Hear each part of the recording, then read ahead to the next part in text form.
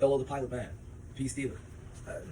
This right here is going to be body language and orientation or something like that. And when we say body language, just like you might hear it outside, body language isn't just a physical vessel that we're seeing right here. We're also talking about the all the other places: bioelectrical, magnetic vessel, chemo, hormonal vessel, all other forms, parameter, behavior, and whatever other aspects that make it a body.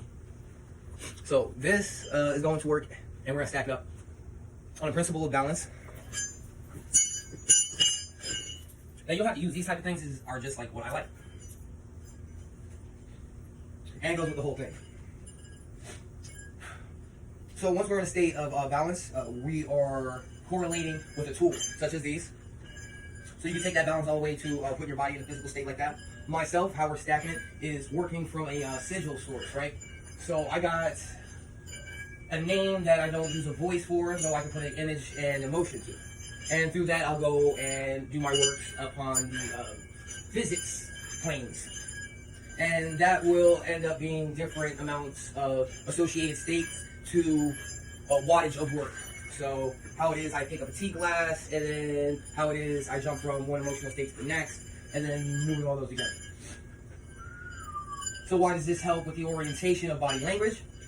Well, basically we're using the mind, the internal state that the mind is going to, placing a motion in the more physical places through the synchronization of those going on at the same time, and trying to make those into a similar space, stacking in a sigil of our own making. We place an awareness that we are, when we are in all these different places, to be experienced, and through that experience comes familiarity. Through familiarity comes whatever you gain from that. Here's this actually a little funky that I like. So I have these. I got this going to right there. Depending on how it is that it's swinging, it could be swinging like this, or a fun way to get it is to try to get to go horizontal. Though we're not necessarily looking for the swing, we're looking for where we're getting it to go.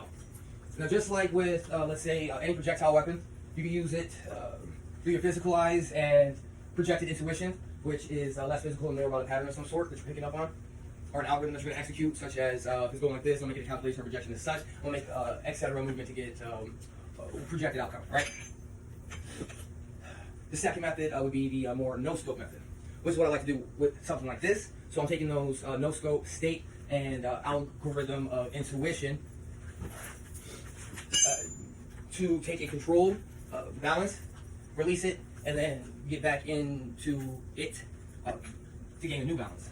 Through that, I believe, is a fundamental of body language, orienting and getting a result. And I'm looking for on a relative cohesion. You know, all this being together, even when it goes apart, goes chaotic, and get organs together.